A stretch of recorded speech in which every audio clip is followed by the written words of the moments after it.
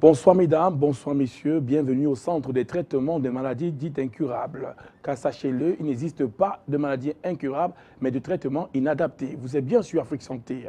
Incontinence urinaire, adulte faisant pipioli, perte involontaire d'urine sont autant d'appellations qui mettent à mal les vessies chez l'homme autant que chez la femme. Mais ce soir, nous allons nous appesantir sur le lien qui peut exister entre la maladie de Parkinson et les troubles urinaires.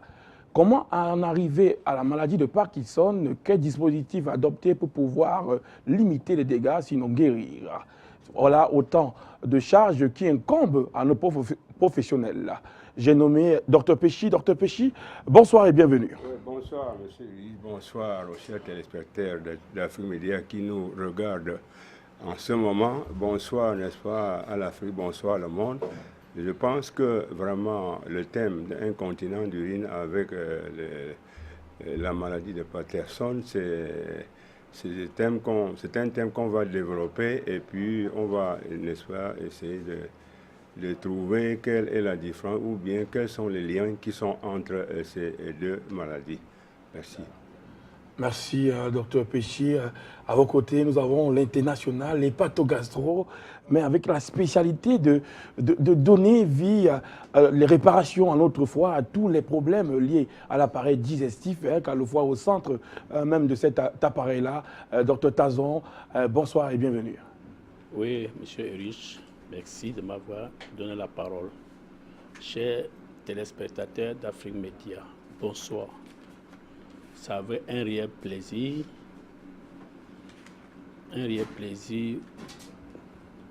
pour moi d'être invité sur ce plateau pour partager avec vous la vie de notre santé au quotidien.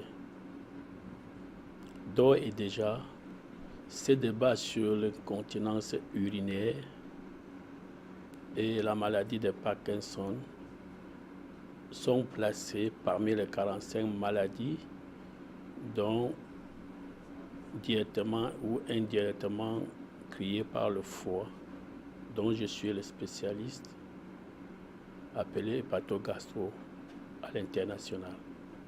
Merci, docteur Tazon, hépatogastro à l'international. Bonne année. Pardon, docteur Tazon, il faut bien préciser que vous traitez à partir essentiellement de plantes médicinales. Merci, docteur Tazon, de cette brève présentation.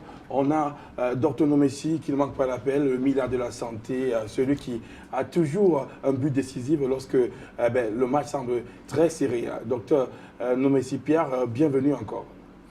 Bonsoir Yorich, bonsoir à tous les téléspectateurs du monde, bonsoir à Afrique Média, bonsoir à tous mes gosses, bonsoir à tous mes patients. Je pense que déjà pour le sujet de ce soir, je souhaite bien que les gens comprennent tout ce que nous leur dirons et prendront conscience du bienfait de la santé. Merci.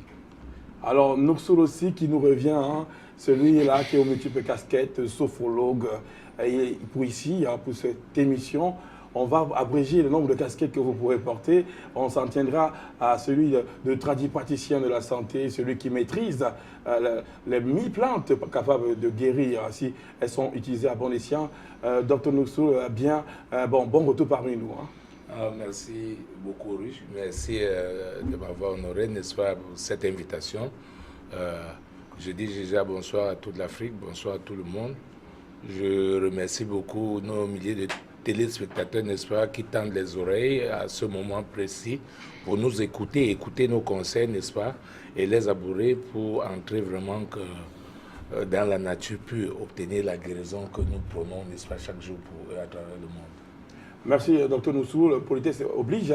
On va commencer par vous de donner une compréhension plus facile, plus saisissable de ce qu'est la maladie de Parkinson. C'est quoi la maladie de Parkinson?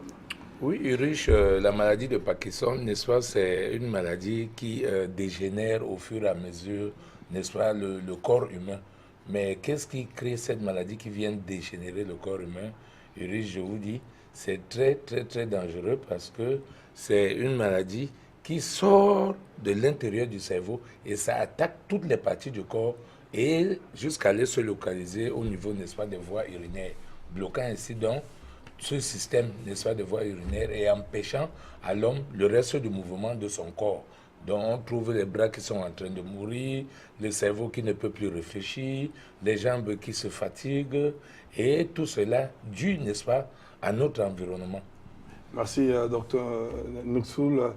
Docteur Péchi, vous avez la science, vous portez sur votre dos beaucoup d'années d'expérience dans ce domaine, dans la recherche et dans la trouvaille, parce qu'il y a beaucoup d'unités de recherche un peu partout, mais on trouve très peu.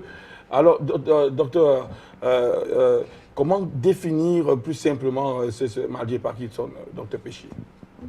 Disons que cette maladie peut être définie comme étant une maladie neuropsychique et neuromusculaire caractérisée par des tremblements, n'est-ce pas, des extrémités du corps et de la langue.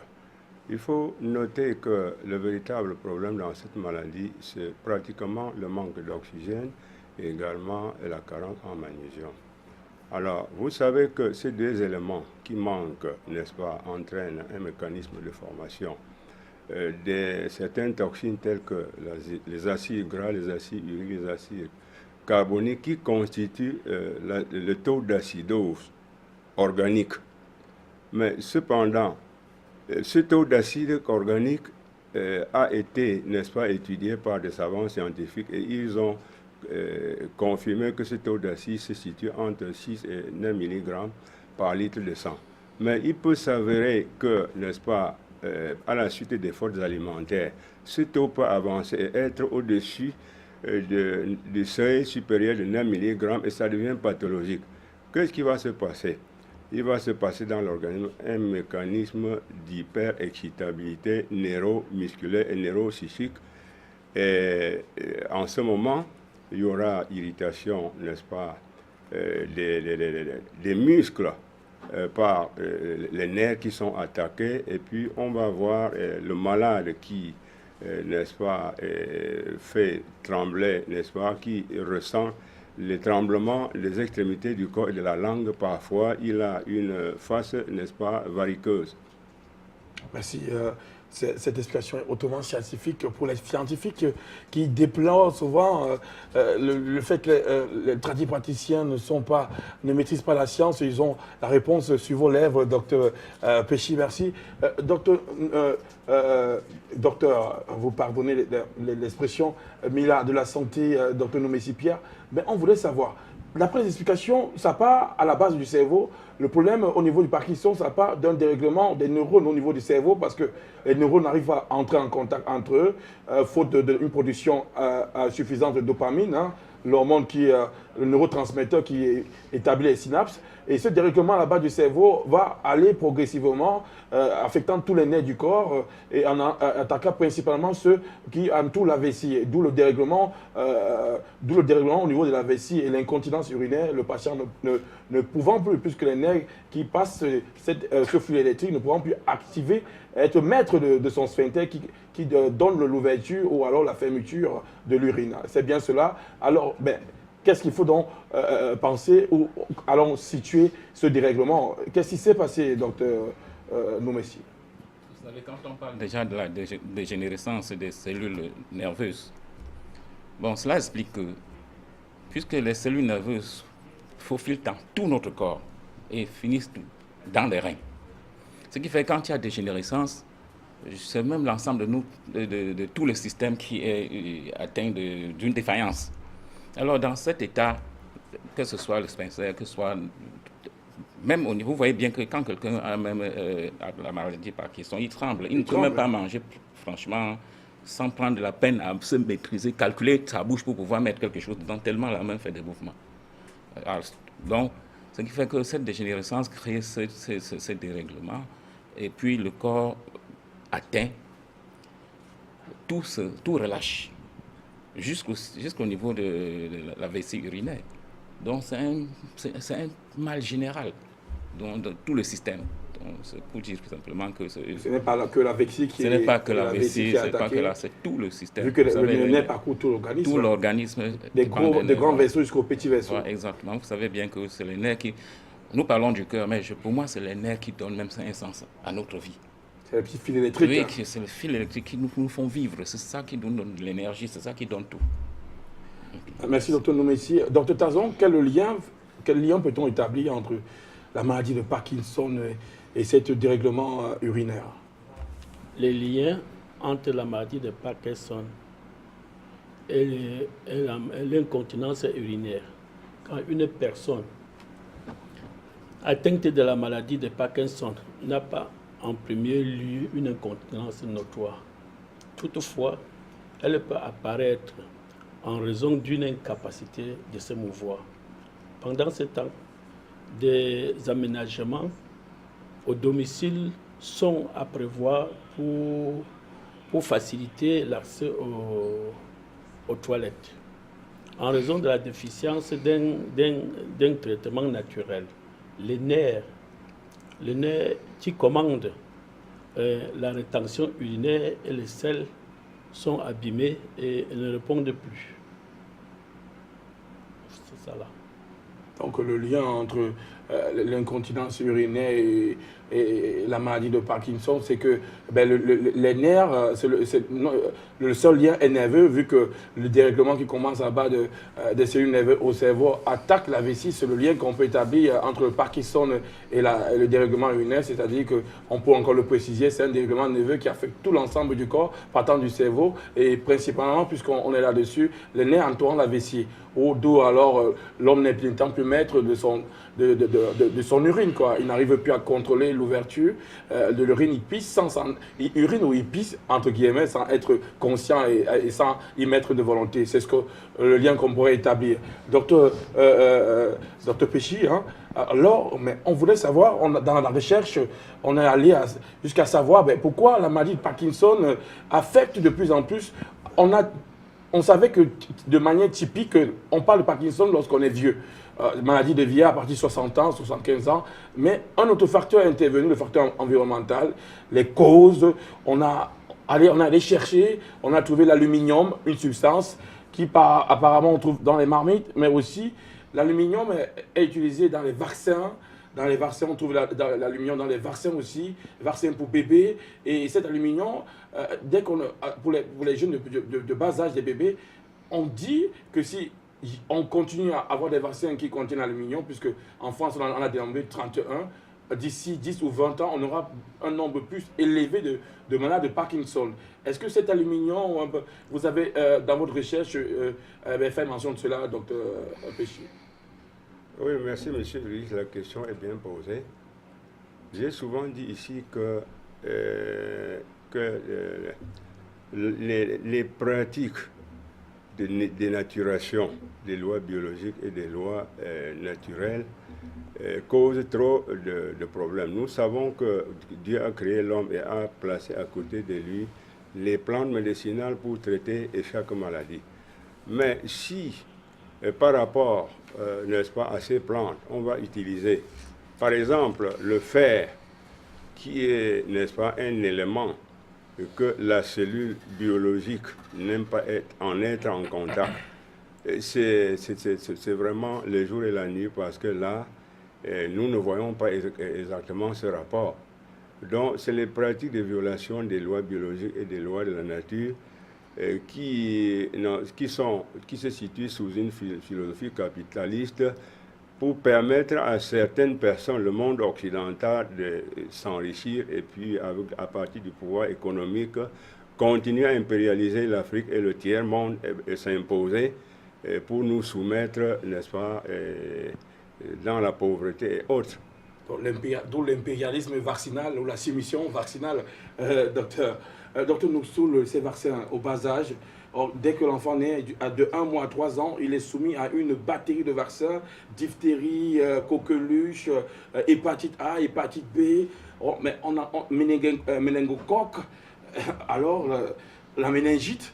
Ben, autant de vaccins dès le bas âge. Ben, en France, on a dénombré 31 vaccins contenant l'aluminium. Et tous les scientifiques sont d'accord pour dire qu'un vaccin qui contient l'aluminium, en plus du mercure dans les vaccins, ben, prédispose plus tard l'enfant qui reçoit d'un mois à 3 ans, plus tard dans la phase adulte, à une dégénérescence au niveau du système nerveux, donc à une maladie de Parkinson ou l'Alzheimer, une sclérose en plaques. Ben, quel est votre point de vue, quel regard portez-vous sur ces vaccins contre l'aluminium, Dr Mousso? Oui, Ulrich, vous voyez, les personnes déjà ont l'habitude de dire que nous, les tradipraticiens, nous condamnons tout ce qu'ils fabriquent. En réalité, c'est très dangereux. Ulrich, nous avons souvent, n'est-ce pas, dit dans ce plateau qu'il est important pour les parents que l'Afrique a les vaccins naturels. Nous avons des vaccins totalement naturels. Nous n'avons pas besoin de mélanger les aluminiums et tout le reste que nous utilisons. Ces aluminiums qu'on donne aux enfants riches, ces enfants seront malades.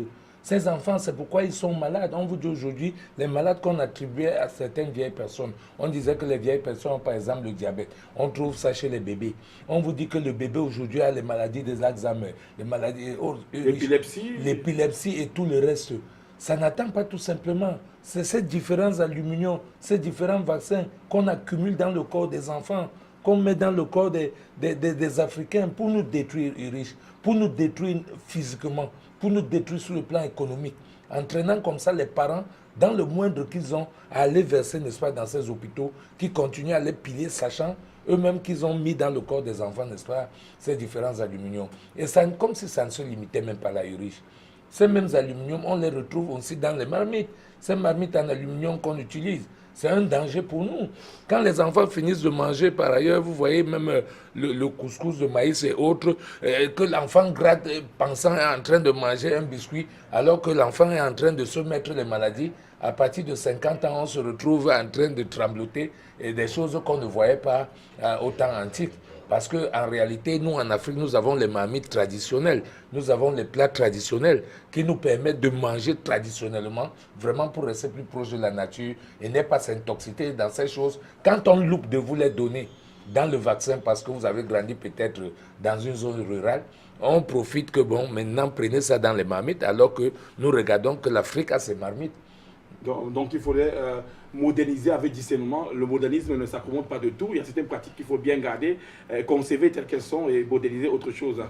Docteur Noumessi-Pierre, même dans ces vaccins pour bébés, on a découvert que, on va avoir la preuve en image, hein, on a découvert que certains vaccins pouvaient, non seulement avec le mercure et l'aluminium, en quantité d'aluminium, détruire les cellules nerveuses du système central, provoquant sclérose en plaques, l'autisme, l'épilepsie, Alzheimer précoce, hein, chez l'enfant qui a des pertes de mémoire, qui n'arrive plus à étudier normalement. Alors, on a essayé de pouvoir faire ces recherches. On a eu le recueil, un peu l'impression d'un docteur pédiatre que nous avons apprécié en image. Docteur Noumessi, avant de recevoir votre réaction.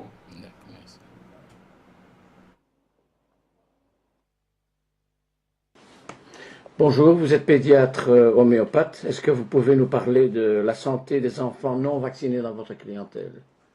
Oui, donc mon nom est Françoise Berthoud, je suis pédiatre homéopathe à la retraite actuellement, mais j'ai travaillé à Genève, en Suisse. Et c'est vrai qu'en tout cas parmi les enfants que j'ai eu dès tout petit ou même dès le ventre de la maman, et surtout parmi ceux qui ont choisi de ne pas faire de vaccin du tout, c'est remarquable la bonne santé de ces enfants qu'on ne voit jamais en fait, hein, et qui n'ont pas les otites chroniques et les bronchites de tous leurs petits amis de l'immeuble. Donc c'est un sujet que j'ai beaucoup étudié. Bon, déjà la sagesse populaire, toutes les mamans qui m'ont dit les enfants des voisins, tous vaccinés, sont tout le temps malades, etc. Les miens jamais. Quelqu'un qui me dit, moi ma fille de 16 ans, elle n'a jamais reçu de vaccin, quand elle est malade ça dure 3 jours, des choses comme ça. Donc le quotidien de ce type de médecine. J'ai aussi regardé dans la littérature ce que je trouvais, et tout autour du monde il y a des gens qui ont fait des études, en particulier avec les enfants qui n'ont pas reçu le vaccin coqueluche. Donc, ce qui a été fait par Michel Audin, d'une part, et d'autres chercheurs. Michel Audin, qui est un chirurgien obstétricien français, qui maintenant est à Londres et qui étudie les conséquences du très jeune âge sur la pathologie de l'adolescent ou de l'adulte dans son institut. Donc lui a pris des enfants soit d'école Steiner, soit de groupes d'allaitement maternel prolongé. Et il a prouvé, donc statistiquement, que ces enfants avaient jusqu'à 4 fois moins d'asthme dans leur enfance, ceux qui n'avaient pas été vaccinés contre la coqueluche. Il y a aussi quelque chose de très intéressant, c'est par rapport à l'autisme. Donc il y a beaucoup d'études qui sont faites, non pas par les médecins conventionnels, mais par d'autres gens, sur les rapports entre l'autisme et la vaccination. D'une part, le rôle du mercure, des métaux lourds dans les vaccins, et d'autre part, le rôle du virus du vaccin rougeole. Et l'autisme est un problème de comportement qui est 100, 200, 300 fois plus fréquent maintenant que quand il a été décrit il y a une 50aine d'années. Et beaucoup de chercheurs attribuent ce fait aux vaccinations et à d'autres pollutions comme les amalgames dentaires, etc. Et il a été prouvé dans 2 communautés importantes aux États-Unis. D'une part, la communauté des Amish, qui sont des gens qui vivent à la campagne avec des rites qui datent de plusieurs siècles en arrière. Et dans une autre communauté à Chicago, où des médecins font des accouchements à la maison, ça s'appelle Home First, et suivent des dizaines de milliers d'enfants qui sont très peu vaccinés ou pas vaccinés. Et ils voient aussi qu'il n'y a pas d'autisme et qu'il n'y a pas non plus, qu'il y a aussi beaucoup moins d'asthme dans ces populations-là. Alors, docteur de Messi, vous voyez, conserver aussi, être conservateur à son mérite, hein, et surtout sur le plan santé, parce que quand il n'y a pas la santé, ben, il n'y a pas la vie. Ces vaccins, de plus en plus de vaccins, de plus en plus d'enfants malades, de plus en plus de vaccins, de plus en plus d'asthme, de plus en plus d'autisme. Voilà un docteur Berthoud qui est en retraite, qui a fait ses recherches dessus. Ben, votre avis, c'est ces vaccins de bébés à partir de métaux, mercure et aluminium? Mon cher Ulrich, je pense bien que si l'Africain que nous sommes, si nous pourrons au moins commencer à comprendre déjà les conséquences de ces choses, ce serait bien pour notre continent. Vous savez, vous pouvez mourir devant l'hôpital ou bien devant une pharmacie parce que vous n'avez pas 50 francs pour compléter le prix du médicament. Mais le vaccin en Afrique, il faut attraper les gens par force, à la maison, dans la rue, dans des écoles et tout ça parce qu'on donne gratuitement. Mais je pense bien que si les gens comprennent, ce n'est pas du gratuit. On ne peut pas prendre tous ces éléments aluminium et autres pour mettre dans le corps de quelqu'un. L'ADN de notre corps ne supporte pas ces genres de choses parce que ça n'a pas de rapport avec nous. Nous sommes plus proches de la nature, nous ne sommes pas proches des laboratoires. C'est ce que bien des gens ne comprennent pas. Vous voyez que quand on parle d'autisme, quand vous accouchez un enfant, je pense que votre fierté, c'est de le voir grandir et vous ressembler ou encore faire mieux que vous. Alors, quand les empoisonneurs prennent tout le temps de leur foutre de mercure, vaccin obligatoire, programme élargi de vaccination. Sous prétexte. Sinon, moi, je dis toujours, en Afrique, si les gens peuvent respecter ce que nos aïeux nous ont laissé, sachez que nous avons des vaccins naturels qui nous protègent même des virus et des bactéries. Il y a des vaccins naturels. Il y a aussi un certain, comment expliquer, il y a certains comportements alimentaires aussi qu'il faut même respecter. Même toute cette toxicité qui favorise encore les maladies, je pense bien qu'à la longue, nous devions faire l'effort de retourner à la source. Docteur Nomessi, peut-être oui. Quand on peut parler qu'il existe des vaccins, les téléspectateurs qui sont bien à écouter se disent, mais est-ce qu'il existe des vaccins, mais est-ce qu'il en a à disposition? Je peux témoigner ici que il y a même 4 mois de cela, vous m'avez montré votre batterie de vaccins naturels et la preuve aucun de vos enfants ne met pied à l'hôpital. Donc il sera difficile de se venger de vous. Hein. Docteur Nomessi, peut-être à un prochain programme, vous apporterez ces séries, ces batteries de vaccins qui ne comportent aucune seringue, qui ne demandent qu'à être avalées. Voilà, et le travail est fait. Alors, docteur Noussoul, vous avez encore, avant d'avancer dans ce débat, est-ce que vous avez encore à dire sur ces vaccins, l'autisme, l'asthme, de plus en plus fréquent, parce qu'on ne connaît pas jusqu'aujourd'hui la cause véritable de l'asthme, mais dans les vaccins, on a toute l'explication possible. Uri, c'est comme si la pharmacopée occidentale avait tout simplement le désir de vendre les produits. C'était tout simplement, c'est-à-dire ce désir, n'est-ce pas, de créer les maladies au sein des enfants pour vous dire comme quoi la pédiatrie est en train d'avancer, la pédiatrie a fait telle recherche. Je vous dis, Uri, qu'en réalité, nous sommes toujours en train de présenter à nos téléspectateurs et nous montrons même à certaines mamans qui viennent d'accoucher, où tu vas, je m'en vais faire le vaccin, c'est devenu comme un snobisme. C'est comme une forme de vantardise où les gens se sentent tout simplement à l'aise d'aller porter les maladies, même quand nous prenons soin, n'est-ce pas, de les en expliquer et leur dire les dangers qu'ils encourent. Vous regardez les enfants. Aujourd'hui, les maladies, même comme la rougeole, ont disparu. On vous dit que non, c'est plutôt la maladie rouge. Immédiatement, l'enfant est atteint de la coqueluche. Le frontanel ne bat plus bien. Ainsi de suite, tout ça là. C'est-à-dire que le parent ne sait pas au juste à quel sens se vouer. Parce qu'à peine arrivé à l'hôpital, que les médecins eux-mêmes deviennent confus. Ils ne comprennent pas ce qu'ils doivent soigner à l'enfant. À tel enseigne que les pédiatres s'égarent, les parents en plus. Donc il est important, Ulrich, que les Africains comprennent que l'homme est plus proche de la nature et que la nature qui est juste à côté de la maison, juste devant votre cour, juste à côté de vous, n'est-ce pas, vous permet d'éviter tout ceci et tout en gardant l'enfant propre, n'est-ce pas, dans son sein de vie. Et vous verrez qu'en réalité, Ulrich, comme on l'a dit tout à l'heure, cette expérience, c'est eux qui le disent, mais nous l'avons régulièrement dit ici, que les enfants, à partir du moment où en Afrique, nous pouvons rester proches de la nature, je vous dis, Ulrich, égalez votre enfant, vous êtes encore très jeune, pendant que vous serez en train de faire vos enfants, évitez-les tout vaccin et autres. Vous verrez qu'à l'école, s'il tient même le bras de son ami pour le saluer, celui-là va crier et le maître croira qu'il a fouetté. Mais c'est l'excès d'énergie que ce dernier sera en train de dégager, n'est-ce pas, face à ses amis qui, n'ayant pas besoin, n'est-ce pas, de toutes ces inventions pantoches. Exactement, l'expérience été menée aux États-Unis pour dire que ceux qui conservent certaines habitudes, le modernisme doit avoir une certaine limite. Il faut moderniser avec discernement parce que l'impérialisme vaccinal, dans le programme élargi de vaccination, ben, on peut avoir des conséquences bien plus tard. Si nos enfants sont affectés au niveau cérébral, ils ne pourront pas être des bons dirigeants demain. D'où la crétinisation à travers le vaccin. Docteur Péchi, on a aussi dans la recherche, et Docteur Noussoula l'a évoqué, l'aluminium dans les marmites. On a de plus en plus dans nos préparations, on a recours à des marmites en aluminium. Aujourd'hui, pour faire un bon mets de maïs, c'est l'aluminium. Et l'aluminium, quand on le met à une haute température, une cuisson à haute température, ben, l'aluminium se détache de la marmite pour se mélanger au mets de maïs avec le légume. À la fin, on n'a plus ce goût sucré, mais on a un goût très métallique. Ben, cet aluminium, est-ce que celui-là aussi est tout aussi dangereux que celui de Barça?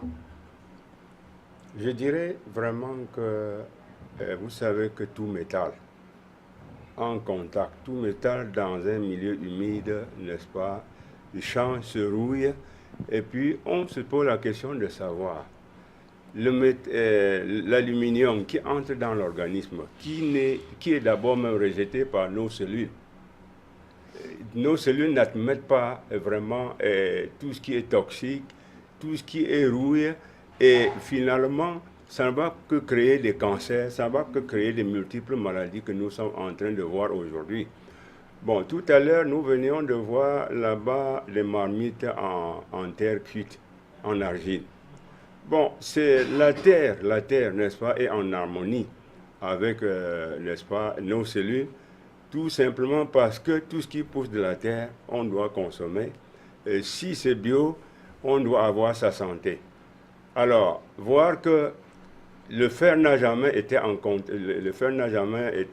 bien, même partout où vous posez le fer, il y a une oxydation qui, n'est-ce pas, intoxique les lieux, et puis rien ne peut plus pousser sur ces endroits rouillés. C'est le même cas qui se passe dans notre organisme, où les cellules, n'est-ce pas, sont asphyxiées, et puis on va maintenant souffrir de multiples maladies qui, aujourd'hui, ceci ajouté, n'est-ce pas, à, disons, à la chimie qui a gagné le monde, et on devient de plus en plus malade, et puis vraiment, on devait savoir que ces pratiques, on devait faire retour à la source, et puis rester le plus naturel possible afin d'avoir une santé, et puis nous exprimer. Docteur Péchi, merci.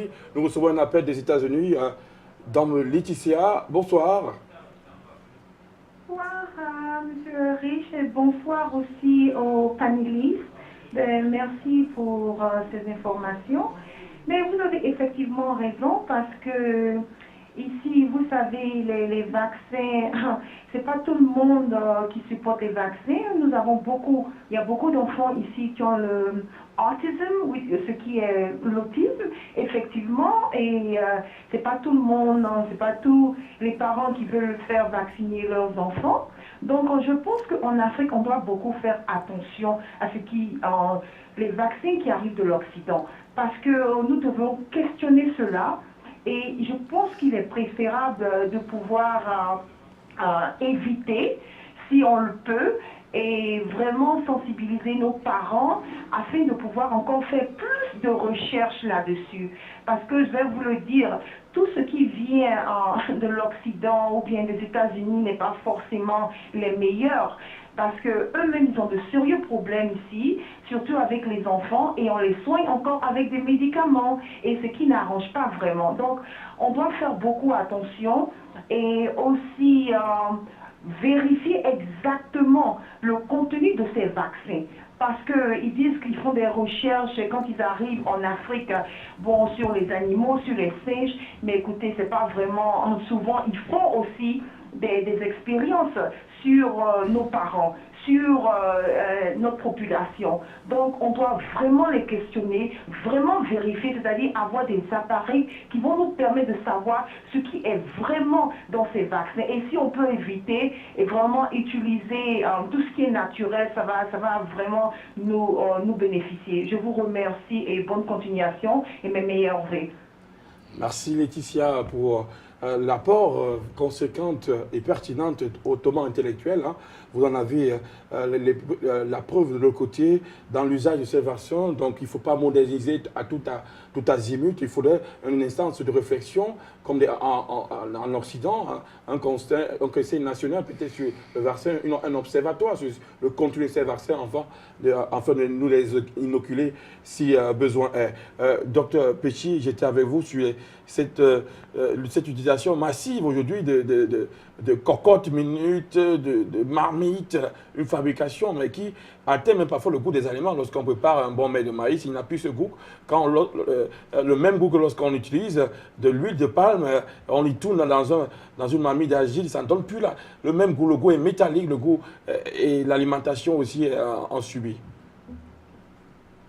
Oui, vraiment, c'est d'abord, vous voyez ceux qui travaillent d'abord dans des industries métallurgiques sont toujours atteints de cancer.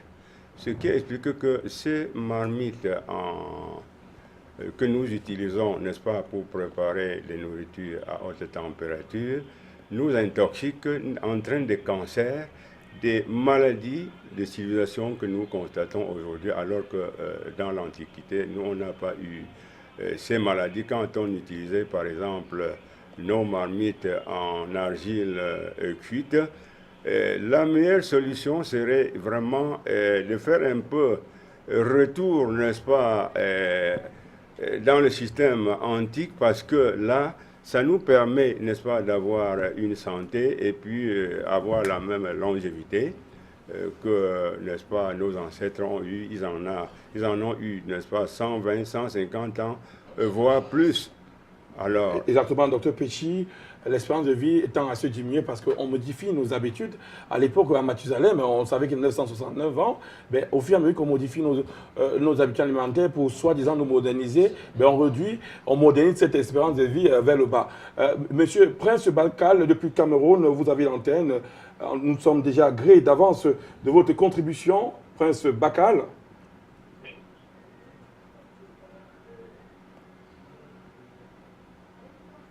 Oui, merci de me donner la possibilité de pouvoir partager quelques petites expériences que j'ai pu à connaître personnellement et vous faire quelques propositions. D'abord, une observation que je ne sais pas comment ces grands praticiens que vous avez sur le plateau comprennent cette observation-là. Peut-être que je me trompe, hein? Mais j'ai l'impression, je suis un homme de plus d'une cinquantaine d'années, hein? 55 ans déjà. Donc, mais j'observe quand même que lorsque j'étais plus jeune, il y avait beaucoup plus de jeunes de mon âge qui avaient des problèmes de locomotion, des problèmes moteurs. On avait des jambes qui avaient des gens qui avaient des problèmes de locomotion. De plus en plus, on se rend compte, ou bien peut-être moi qui ne suis pas dans les milieux là, on se rend compte quand même que ces problèmes-là diminuent. Est-ce qu'on ne fait pas quand même, c'est vrai, hein, je suis d'accord avec eux, parce que moi je crois que ces vaccins qu'on nous donne pour rien, alors qu'on sait que les occidentaux ne donnent jamais bien pour rien, mais j'ai fait cette observation-là, que les enfants actuellement quand même, de moins en moins ont ces problèmes que les enfants avaient avant. On avait un pied qui m'insistait, on avait parfois les deux jambes, hein, donc je ne sais pas ce qu'ils pensent à propos. Deuxième chose, par rapport à l'aluminium, vous savez, moi je me dis peut-être que les gens utilisent l'aluminium par rapport aux marmites de terre. C'est compte tenu du transfert de chaleur. Parce qu'il semble quand même que les marmites qu'on utilise pour faire la cuisine, qui sont en aluminium ou en métal en général, sont plus économiques quand même. Parce que ça transfère beaucoup plus la chaleur que la terre. Est-ce qu'on ne pourrait pas conseiller pour préserver les deux que au lieu d'utiliser encore, parce que généralement les femmes utilisent d'autres marmites, des cuillères aussi, pour trouver des marmites qui sont aussi en métal. Ça permet aux deux méthodes de se gratter. Est-ce qu'on ne pourrait pas proposer plutôt l'utilisation des spatules en bois? Troisième chose, c'est sur les maladies, sur l'incontinence d'urine. Là, je vous fais profiter d'une expérience personnelle que j'ai eue là, parce que j'ai souffert personnellement de cette maladie, mais je n'ai pas pris de médicaments. Quand j'avais autour de 15 ans, je suis parti, j'ai trouvé un livre. Le titre du livre c'était La joie d'être femme et le rôle de l'homme. J'ai lu ce livre-là, et j'ai trouvé là-dedans, on expliquait comment on peut guérir de l'incontinence d'urine par le renforcement du muscle de Kegel. J'ai fait cet exercice, je vous dis actuellement, quand je suis assis ou couché, il est rare que j'ai envie de faire pipi. Je fais pipi seulement quand je me laisse. Et je vous dis, ça a fait beaucoup de bien aussi en qualité d'homme. Je ne sais pas, est-ce qu'on ne pourrait pas conseiller tellement que cet exercice-là aux Africains, qui consiste juste au renforcement, c'est juste un exercice du muscle de Kegel, le muscle qui porte la vessie. Donc, c'est les trois choses que je voulais proposer ce matin. Je dis d'abord à tous les praticiens que l'Afrique est très contente de ce qu'ils font. Je voulais juste apporter juste une petite chose dans tout ce qu'ils font de bien déjà. Je leur dis merci, sans citer quelqu'un en particulier. Nous les remercions vraiment. Je suis, comme vous avez dit, le prince Bakar qui a fait depuis le Cameroun. Merci.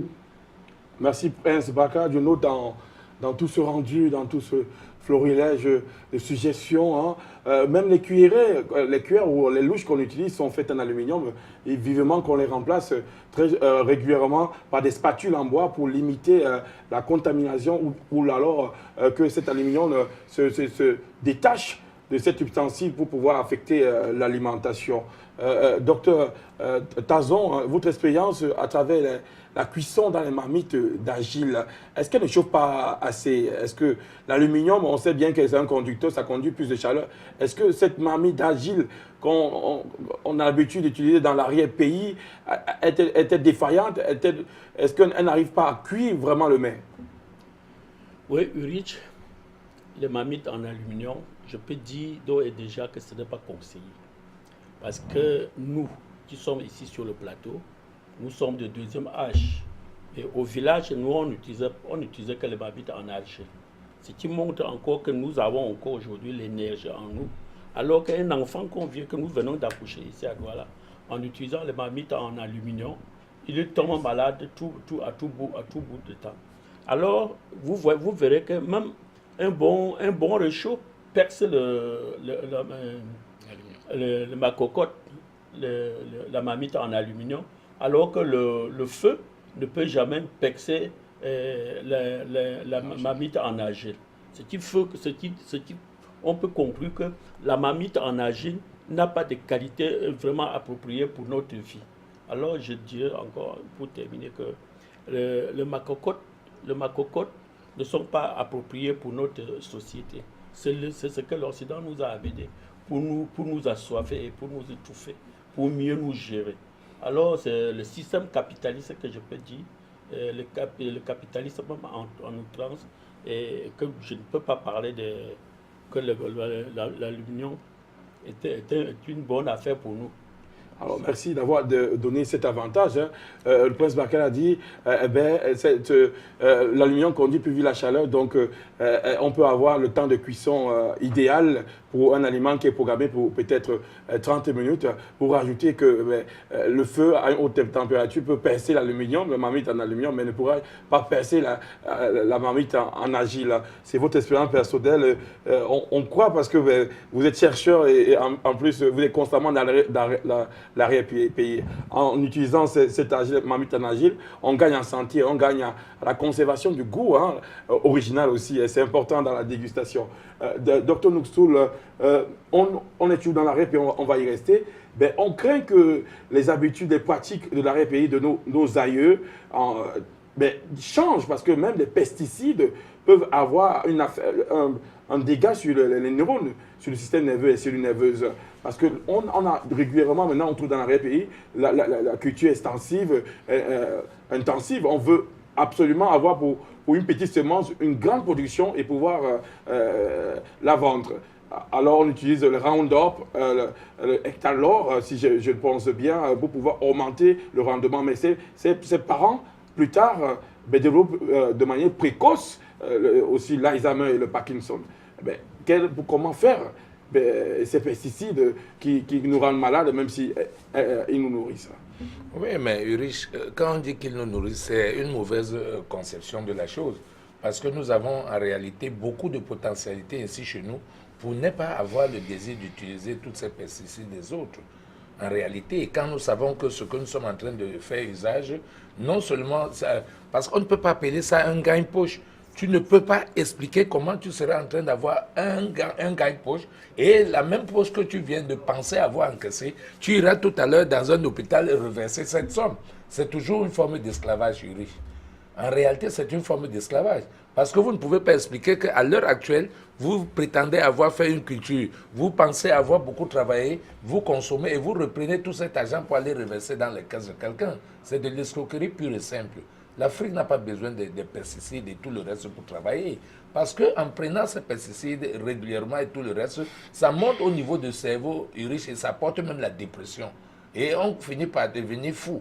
Quand on dit même que les urines sortent et qu'on ne ressent pas, si on ne ressent pas ces urines, c'est parce qu'on est complètement délié, n'est-ce pas, de son sens mental de réflexion, de toutes ces nerfs qui conduisent jusqu'au niveau de cette rétention urinaire. Donc, vous êtes en train d'uriner sans savoir, ça veut dire que vous êtes même déjà fou. Donc, en réalité, ce n'est pas important, Ulrich, pour nous, en réalité. Parce que c'est un phénomène à la mode. Hein. Vous avez vu le Roundup, il y a les Taclor, c'est à la mode aujourd'hui, même chez les parents. D'ici peut-être plus tard, d'ici 20 ans, mais nos parents seront plus malades que ceux qu'on retrouve en ville. Hein. On va inverser la tendance, et les citadins seront moins malades que ceux qui vivent dans les pays parce qu'ils utilisent de manière intensive ces Roundup, Heptachlor, qui modifient carrément la structure ADN génétique des aliments. Même si on vend plusieurs, ça rapporte beaucoup économiquement, mais ça sert à quoi, comme vous l'avez dit, si on reverse dans les caisses de la santé, qui en plus la santé de l'autre côté. Docteur Noumessi, dans votre culture bio, vous utilisez les plantes pour pouvoir faire vos traitements. Comment est-ce que vous utilisez les pesticides, vu qu'on sait que les pesticides contiennent des métaux lourds qui peuvent être neurotoxiques pour le cerveau, donner l'Alzheimer et le Parkinson? Utiliser déjà les pesticides et tout autre élément engrais et consorts, ce n'est pas nécessaire parce que l'Afrique n'a même pas besoin de ça. Vous savez, quand on dit qu'il faut manger naturel, c'est qu'il faut rester naturel. Les nerfs dont nous sommes en train de lutter pour que chaque personne puisse avoir l'oxygène nécessaire et surtout avoir les réflexes naturels face à toute chose, c'est très important. Les pesticides favorisent la dégradation, les problèmes de santé liés aux nerfs. Quelqu'un a parlé de l'appareil locomoteur tout à l'heure, tout en précisant qu'il ne voit plus tous. Bon. Il doit aussi savoir que ce n'est pas les vaccins qui réparent les os. Mais cependant, si certaines familles ont pris certains conseils de faire manger à leurs enfants des nourritures bio, je pense que par cette manière, les enfants peuvent avoir un peu de santé. Mais cependant, les pesticides et tout ce qu'on utilise, vous savez, les champignons n'existent plus. Dans nos villages, on allait récolter les champignons tout le temps. Les pesticides et les engrais ont tout tué. dont le sol aujourd'hui est entièrement anéanti. Pollué. Donc, ce qui fait que toute personne qui doit croire sa santé reconnaît dire quand Dieu a fait son monde, et le monde ne vit pas depuis 2 siècles, le monde vit depuis des milliards d'années. Dieu a demandé qu'il fallait retourner les herbes, quitter l'engrais qu'on retournait chaque temps. On ne dépensait pas 5 francs pour retourner les herbes. Le muscle naturel. Le muscle naturel pour semer et récolter. Je ne sais pas s'il faut appeler cette imbécilisation. C'est trop grave parce que ceux qui consomment aujourd'hui oublient que leurs enfants demain auront besoin de manger. Donc ils sont en train de tuer la terre pour tuer toute la génération future. C'est ce qui est très grave. Et c'est une destruction massive, douce, acceptée et agréable, puisque on n'y tient pas compte, puisque là, c'est de manière inconsciente. C'est chronique, la destruction est chronique en Afrique. L'âme est devenue moins dangereuse par rapport à l'utilisation des instruments en santé. Hein. Le vaccin, c'est tellement beau à voir. Et les promesses, les casseroles, les pesticides, c'est moins dangereux, mais sur le temps, c'est plus destructeur et irréversible, puisque les neurones au niveau du cerveau sont irréversibles. Sinon, Ulrich, je pense qu'en ce moment, l'homme combat Dieu. L'homme combat Dieu. L'homme combat Dieu. Et Dieu n'a jamais perdu le combat. Et l'homme, vous parlez des plants des grains génétiquement modifiés. Pourquoi l'homme n'invente pas son grain? Pourquoi prendre celui de Dieu et génétiquement modifié? Pourquoi l'homme se bat? Qu'est-ce qu'il prévient même dans ses vaccins? Dieu qui nous a créés. Il savait même déjà que nous avons des maladies qui doivent forcément nous prendre dans l'enfance. Aujourd'hui, et c'est ces maladies-là qui nous renforcent même notre ADN. Aujourd'hui, on n'en parle plus de ça. Parce qu'on nous détruit déjà à partir des vaccins.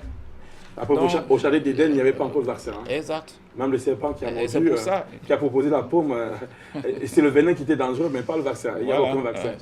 Docteur Noumessi, maintenant, dans les phases de traitement, parce que je sais que les téléspectateurs aussi attendent ce moment-là, lorsqu'on a un Parkinson, on veut limiter les dégâts sur la vessie parce que, comme l'a dit Prince Bakal, il faut garder aussi cette particularité d'être homme, c'est-à-dire efficace sexuellement aussi et parfois aussi uriner parce que la honte aussi affaiblit le self-esteem, l'ego de l'homme. Comment faire? Quelles sont les plantes auxquelles on peut avoir recours? Déjà, il faut savoir que lorsqu'on souffre de ces genres de maladies, la première des choses, c'est d'améliorer son alimentation. Il y a des feuilles d'avocatier, il y a du citron, il y a la goyave. Si quelqu'un mélange, par exemple, 4 goyaves, il prend par la suite 2 poivrons, il prend par la suite 4 feuilles de chou, il fait ce mélange.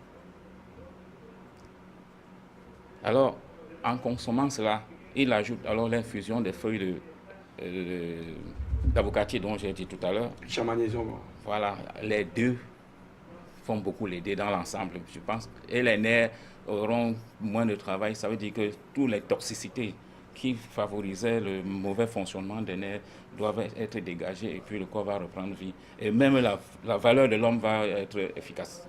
Merci. On va retrouver son homme. Voilà. Docteur Péchi, on parlait d'avocat, on ne peut pas parler de magnésium sans avoir forcément beaucoup à vous. Hein. Vous maîtrisez tellement ces substances et que vous avez travaillé de longues années. Le magnésium, aucun secret pour vous, docteur Péchi. Comme on parle de magnésium, est-ce que vous confirmez ce traitement ou alors il y a d'autres mécanismes d'utiliser le magnésium pour pouvoir... Parce que la preuve, vous avez plus de 75 ans, vous êtes l'ancien sur ce plateau, l'ancien en connaissance, en savoir-faire, pratique, et vous avez gardé fraîchement vos mémoires sur ce plateau. L'Alzheimer est loin de vous, encore moins la Parkinson, vous tenez facilement votre fauteuil et votre feuille. Ben, comment faire?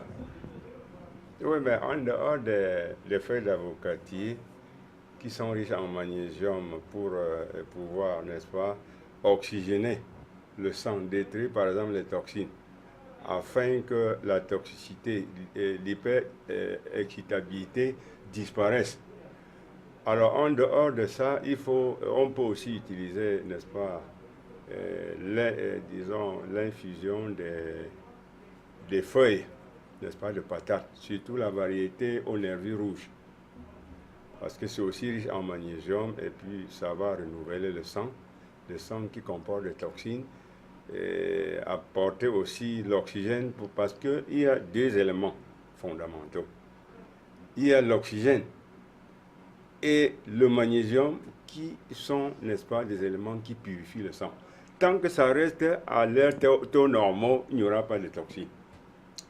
Bon, donc, je donne comme formule prendre à peu près 3 poignées ou 4 poignées de feuilles d'avocatier, variété aux nervures rouges, infusées pendant quelques 10 minutes, et puis boire 2 verres par jour en mangeant même, n'est-ce pas, les feuilles qui constituent les légumes.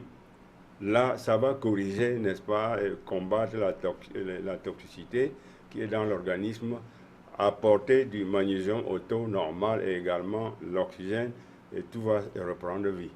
Il faut rappeler que la fiabilité de ce traitement, votre vie témoigne de la fiabilité de ces recettes parce que vous êtes là, il faut rappeler, 75 ans, vous montez l'escalier du premier au 3e niveau à la même cadence que nous.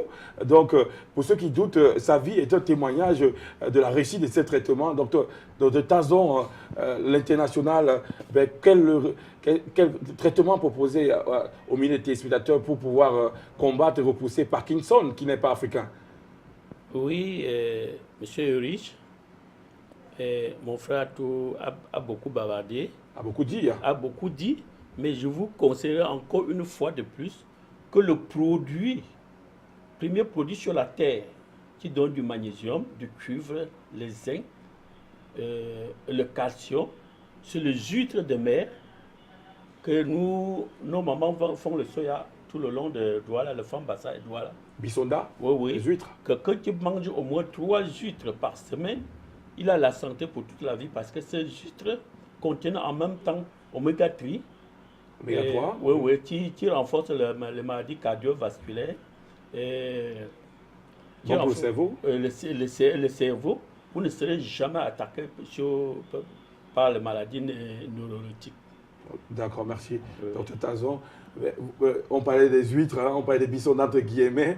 Vous êtes chef d'une communauté qui vit sur l'île, Docteur Noxou. Les huîtres peuvent-elles vraiment améliorer la mémoire, combattre Parkinson?